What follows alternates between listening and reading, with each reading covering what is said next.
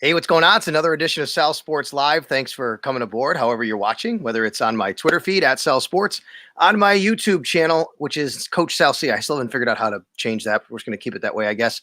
Or my Facebook page, which is also SalSports. Welcome in, everybody. It is a Bills and Raiders preview, and it's week number 4, and the Bills come into the game 3-0. And the Raiders, they come into the game 2-1. Should be really interesting because we know that the Bills have played really well so far, and the Raiders, they played last week against the New England Patriots and kind of held with them for about a half. After that, Patriots pretty much took over, so it should be an interesting ball game either way. And it's out in Las Vegas. I know a lot of Bills Mafia is headed out to Vegas. I know a lot of people really wanted to go out to Vegas. I for sure wanted to go out to Vegas, just not in the cards this year because of what's happened due to COVID. Obviously, as you know, we're doing the broadcast on the radio, on the Bills radio network from the home radio booth here at Bills Stadium in Orchard Park with myself and John Murphy and Steve Tasker, but that's okay. That's what we're doing. All right. So, and look that's the way it's going to be for the rest of the year. And we're just going to, obviously have to still bring you the broadcast as best as we can. And you're still going to be able to watch it on TV or listen to us. And hopefully you do that. And the Bills are still going to go out to wherever they have to go. And in this case, it's going to be Las Vegas. I feel for Bills fans not being able to go to all these games, but I still know that a lot of Bills fans are going to go out to Vegas just to enjoy. So if you are out on the Strip on Saturday night, enjoy it.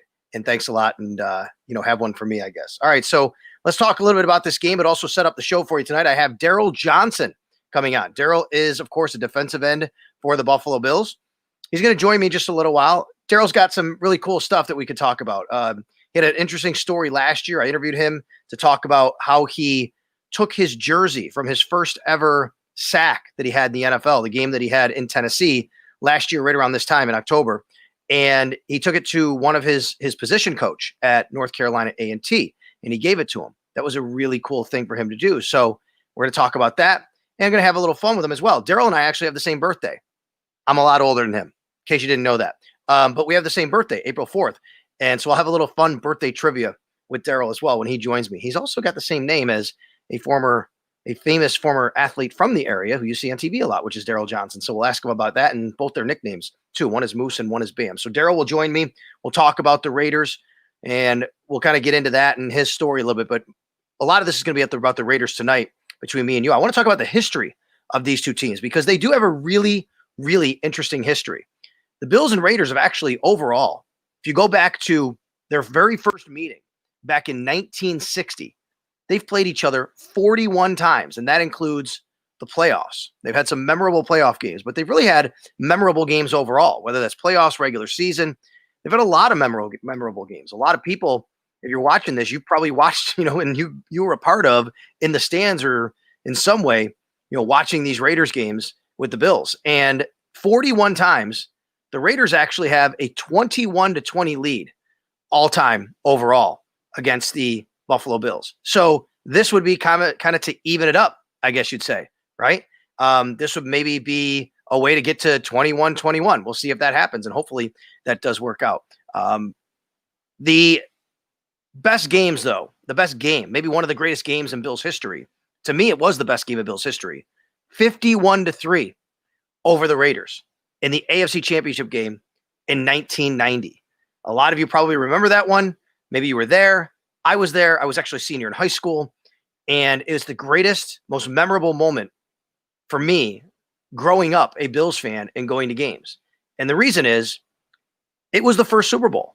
The Bills, we knew at halftime they were going for the first time ever. Here's this team that for the 2 years before that, 88, they go to the AFC Championship game. 89, they go to the divisional round. They were building this up to 90. They had Jim Kelly. They had Thurman Thomas. They had Andre Reed. They get James Lofton in 89. I think it was 89 when he came aboard. And maybe it was 90 actually that first year. But either way, they wind up going to the Super Bowl. But before that, the game before that, they're winning 41-3 at halftime of the AFC title game. 41-3.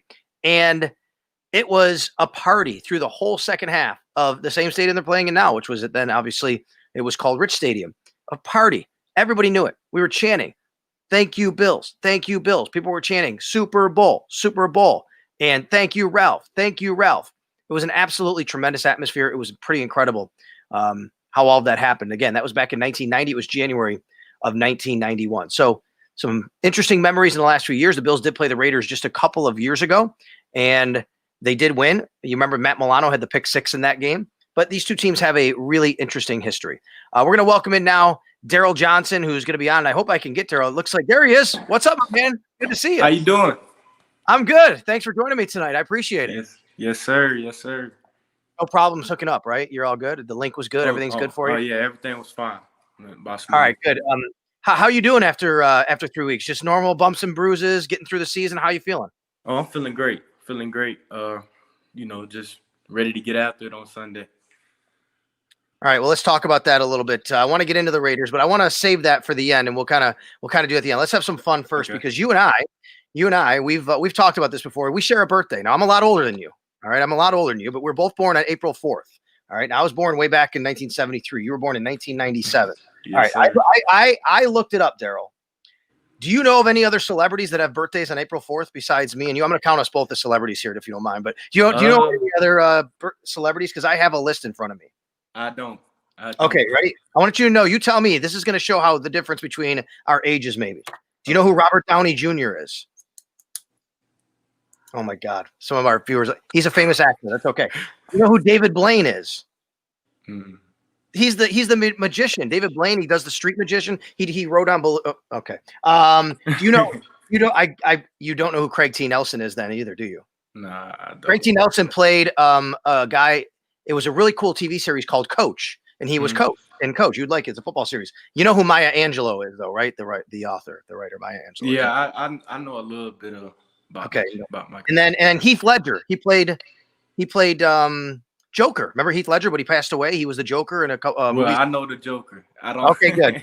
So here's the thing, though. Now you might know these people because I don't, and I'm going to ask you. And the reason why I'm asking you is these people are listed as having famous celebrity birthdays on April 4th, but they're considered TikTok stars and pop. Are you on TikTok? I have an account, but I don't get on it that much. Okay. Andreas Lopez, Lauren Kettering, Halia Beamer. Do you know any of these people, Daryl? Because I certainly do not. No, sir. Okay, good. So that means you're spending time away from TikTok and watching film, which you should do. Yes, sir. Let's talk a little bit about you and your life.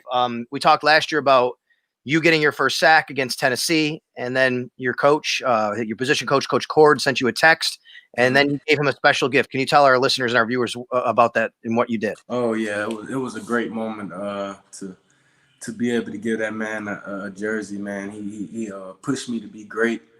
And, he's real passionate about the game. So it felt good to just go back after that bye week. And like, I remember it like it was yesterday, just to hand him that jersey. He was so happy, man. And I just felt good, man. Yeah, you gave him your game worn jersey. Did you wash it or just give him with all the grass stains and everything else? Did I wash it? Oh, I did wash it. My mom washed it, as a matter of fact. See, I would have said, just give it to him with the stains on it. He'll be like, there's no kidding. It might smell after a while in his house if you do that, but Yeah. He told me not to wash it, but I did wash it. I still ended up washing it. But it had some stains and some war stains on there. So that's cool. That's cool. Why did he mean so much to you? He was like a second father figure, on and off the field. He wanted the best for me. So we had those conversations, not always about football. So it was personal conversations and things like that. So he just was like a second father figure, and I appreciate him for that.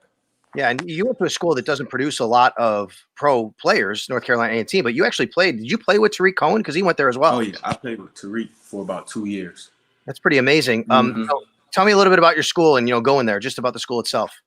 Oh, man, it's great. Just when I first went to that school, I fell in love with it. Everybody just took you in, and the program there is awesome. So I fell in love with it. The band, I got. You can't talk about A&T without talking about drumline, right? Drumline, right? Yeah, the drumline movie. So the band and stuff like that. It's just I fell in love with the whole thing. I'm a drummer. Do you play any instruments? I'm a drummer. No, sir. I never played any instruments. Well, you got to play an instrument, man. You got to learn. That's a new hobby to pick. I always wanted to be a drummer. I wanted to drum in church and all that. I always, but I never Well, what's funny is, Daryl, that so I had a drum set. I lived in Florida, and before I moved back to Buffalo, where I'm from here originally, I had a drum set, and I couldn't bring it with me, it was too small. So I sold it to a church. That's what I did. I sold my drum set to a church because they wanted one. And I have a 6-year-old son. He has his own little drum set now, so he's learning how to play as well. Well, you did the right thing. Yeah, thank you. There you go. I want to talk to you about your nickname, Bam. How'd you get it? Flintstones. My dad gave it to me, and he said that I reminded him of the baby off the Flintstones. I was the big, strong baby, clumsy, so I got that name and I took it and I ran with it. That's pretty cool. Now you have the same name, Daryl Johnson. I'm sure you know, as another former NFL player from this area who is now a broadcaster, Daryl Johnson. He went to Newport High School. He's on Fox, but he went to Syracuse. He played for the Dallas Cowboys. He won Super Bowls. You know Daryl Johnson? Did you know that? Yeah, I think I've scrolled on Twitter and stuff, and I saw his name before. But yeah, I got a little something. I know a little something about him. Yeah, and by the way, his nickname is Moose. So you got Moose Johnson. Oh yeah, people been calling me that before. That's why. So when people say Daryl Johnson, if you're in Buffalo, sometimes people think of the other Daryl Johnson, even though he didn't play for the Bills. Yeah. He's from this area, and people probably think you're Moose, but you're really not Moose. You're Bam. Yes, sir. Yeah, they call me that all the time. Well, now you know why. Yes, sir. Tell me about your mom a little bit. I heard that you did something special for her as well recently. Oh yeah, yes, sir. I bought my mom a car. It's awesome. Felt so amazing. Every time I talk about it, it just gives me the chills.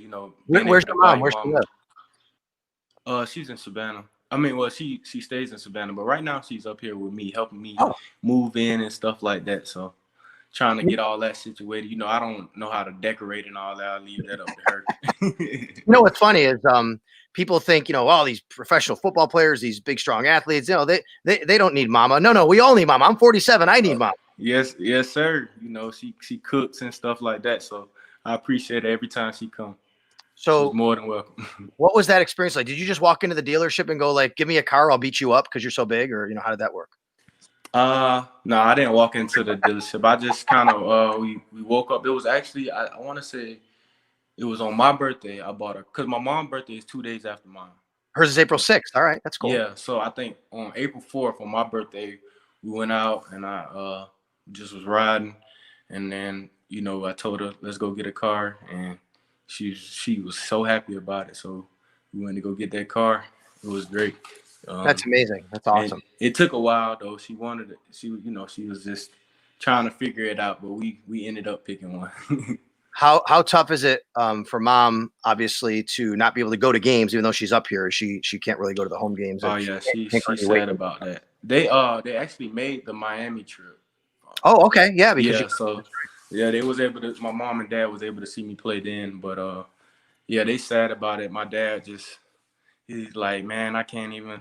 There's no reason for me to take off of work, so he just keep on working. What's your dad like? Georgia Ports Authority. Oh, that's awesome. What's he like? Tell me a little bit about him. Like as far as I don't know, just the kind of person he is. I read that he really pushed you when you were a kid a little bit too. He's better getting up in the morning, making sure you're doing your work. Yeah, he's a great role model, man. I look up to my dad. He's not only my father, growing up, but he was my coach. So we always had that type of chemistry.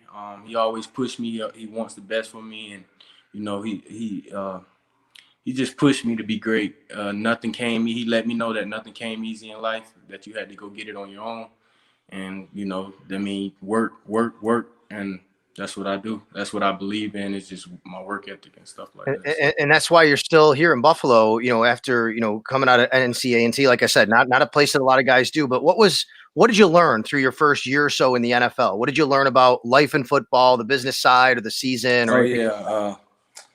Being in the NFL, man, is great. I learned a lot as far as like being in the NFL.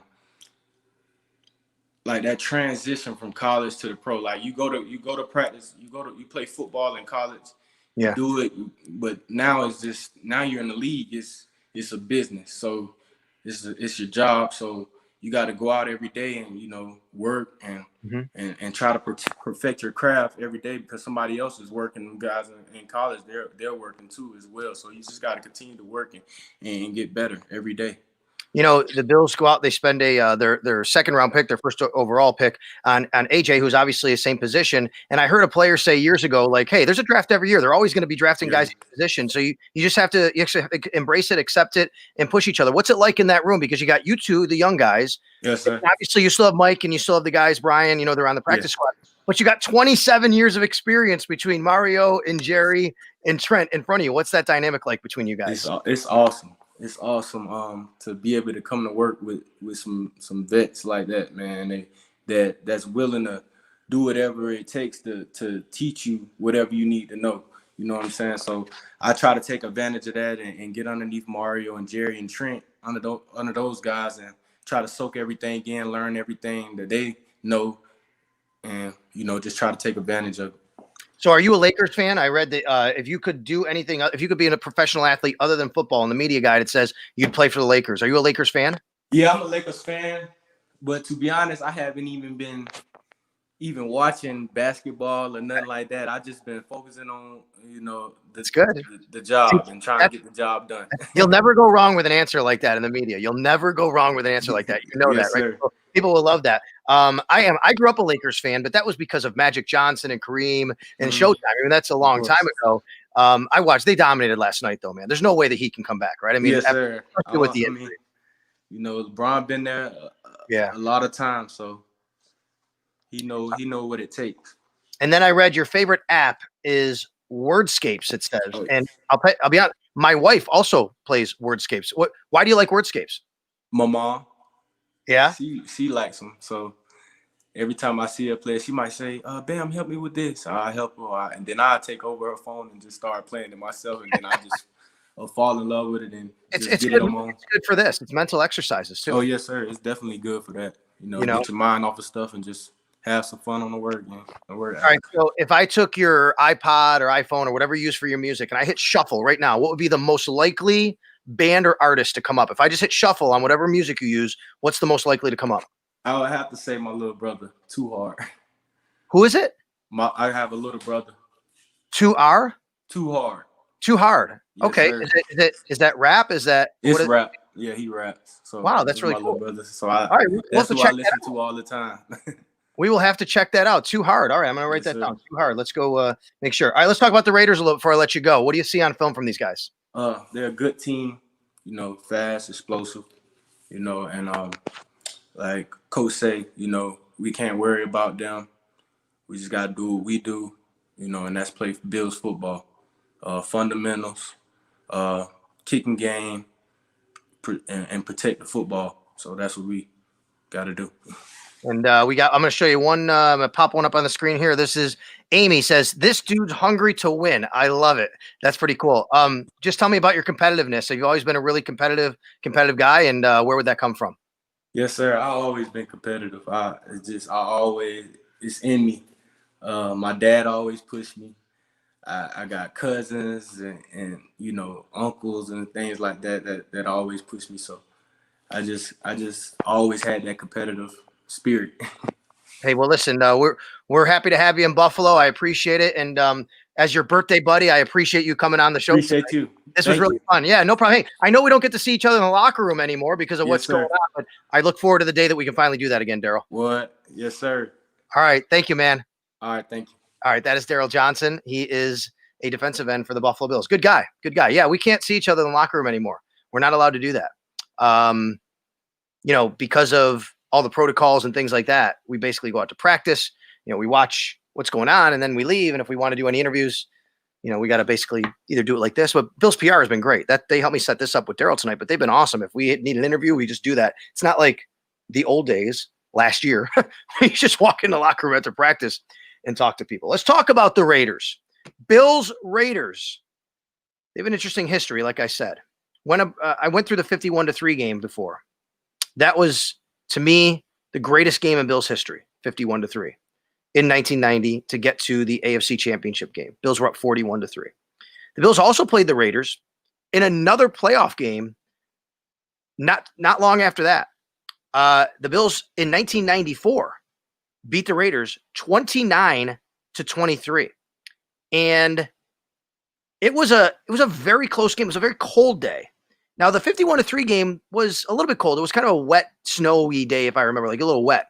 But it was January 15th, 1994, the 1993 season. Let's see if I have the actual. I'm going to pull up the game here and see if I can see the weather. Game info. Here we go. Weather was wind chill of -14, 0 degrees and a wind chill of -14. I don't know how many of you were out there for that game, but this was a really interesting game. The Raiders had a kick that slipped off the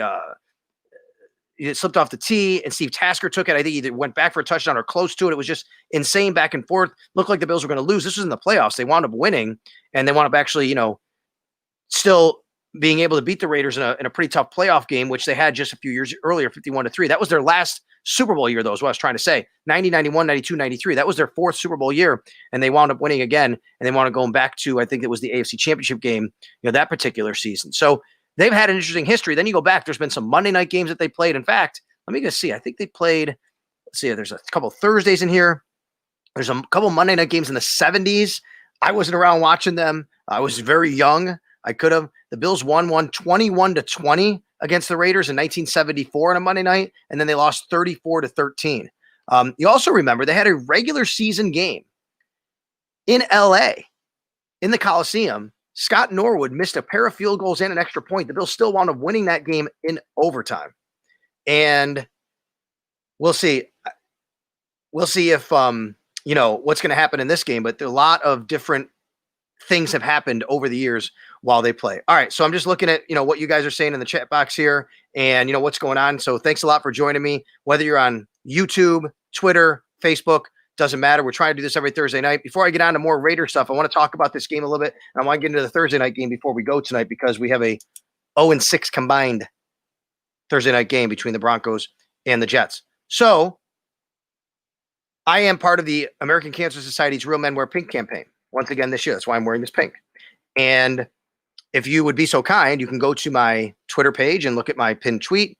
You could see that if you want, I could do a cameo for you, which I basically means that you pay $50 and I'll say kind of whatever you want. Wish happy birthday to somebody, just a good luck, give you a pep talk to you or to somebody you know, somebody you love, whatever. I can do that. And all the money, the entire $50 is going to go towards my Real Men Wear Pink campaign to the American Cancer Society. Also, on top of that, obviously, I have a link to just donate if you'd like to do that. And I'd really appreciate that. My goal is $2,500. Cancer has impacted my life, my family's life personally. Currently, my mother-in-law is in stage 4 right now. I have an aunt who has passed away from breast cancer. So, anything we can do to help fight this deadly disease would be great. You can check it out on my Facebook page. There's a link. You can check it out on my Twitter feed. There's a link. You have a picture of me with a mask on and the Real Men Wear Pink mask. Go to that link. Donate if you can. No donations too small. Trying to get $2,500 by the end of October. It's pretty competitive with all the other guys that are in the Real Men Wear Pink, so I'd appreciate it if you could do that. Once again, that's Real Men Wear Pink, and I'll do the cameo for you as well. That's $50. You could contribute more as a tip if you want, but for $50, all of it goes towards my Real Men Wear Pink campaign. This game for the Bills against the Raiders, this is a game in which I think the Bills can get into the 30s again. I watched the Raiders a lot on film the last couple of days. And they have a leaky defense. They give up plays, mostly because I think they're out of position sometimes. They overrun plays. They over-pursue. They're very aggressive. And they miss a lot of tackles. And I think that plays right into what the Bills can do. I think Devin Singletary could have a big day if they want to, really try to pound it with him and use some misdirection with him. But at the same time, why do that when you have a quarterback who's just named AFC Offensive Player of the Month in Josh Allen, who is second in the entire league in yards passing, who's just slinging it around the yard? The Bills, with their receiving core, I think can take advantage of a lot of things on the Raiders on the defensive side of the ball, but again, should just continue to attack that way until a team gives them reason not to attack. On the other side, there is a little bit of concern here, and that is that the Raiders have a very big and physical offensive line, and we all know that gave the Bills trouble last week against the Rams. That's what they did. The Rams had a big physical offensive line. They kind of, took it to the Bills a little bit. The Bills didn't have their linebackers stay clean. We saw Tremaine Edmonds struggle. I think partly that was due through fighting through the injury. I think it's also because he wasn't kept clean like a lot of times he normally is. And the Bills are going to have to do a better job of stopping this Raiders running attack. That they'll come right at him. Now, Derek Carr is efficient. 74% completion percentage on the year, 6 touchdowns, no interceptions. But the one thing they are missing is, and by the way, it still says Daryl Johnson on there. I'll get out. And I'm Sal Capaccio. There you go. And the one thing they're missing, though, is the big play. It hasn't happened. They only have one pass play the entire season over 34 yards.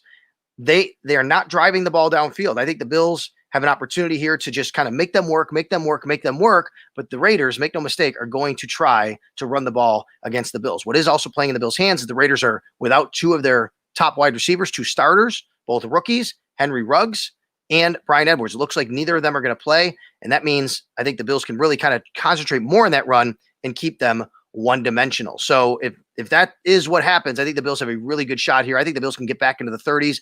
I expect the Bills to go 4-0 after this game and setting up a game next week against the Titans. And obviously, with all the situation going on with the COVID situation in Tennessee, we don't know what's going to happen from there, but it looks like as of now, that game is going to be played next Sunday at Tennessee.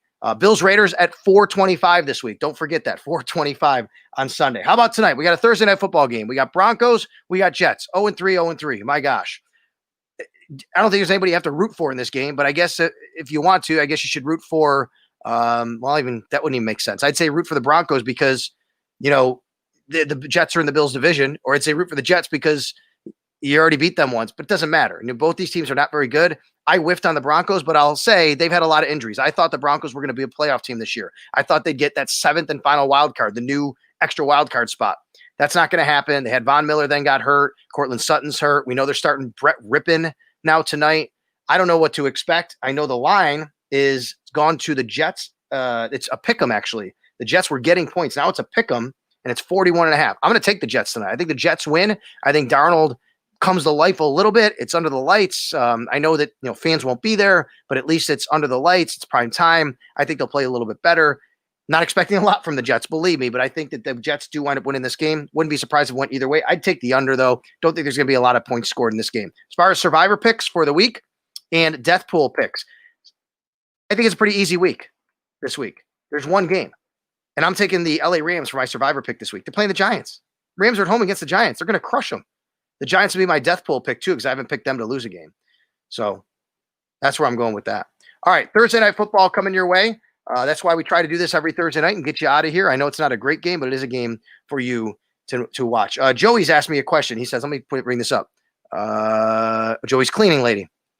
There you go, Joey's. How can they not flex Thursday games? It's just basically it's in the contract. You can't do that, Joey's. It's just the way it works, man. They pay for the Thursday night games. You can't flex them. You can't be telling teams all of a sudden they got to play on a Thursday after a Sunday, but I don't know who knows anymore with COVID and what they're going to want to do and can't do. All right. Thanks a lot to everybody who came by.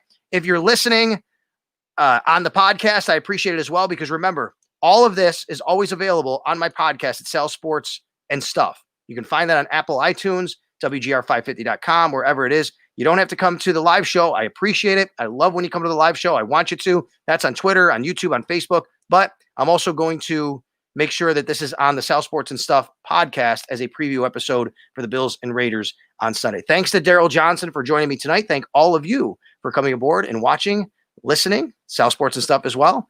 And we'll talk to you again next Thursday night on another edition of SalSports Live. Enjoy the game on Sunday, Bills Raiders, 4:25 p.m.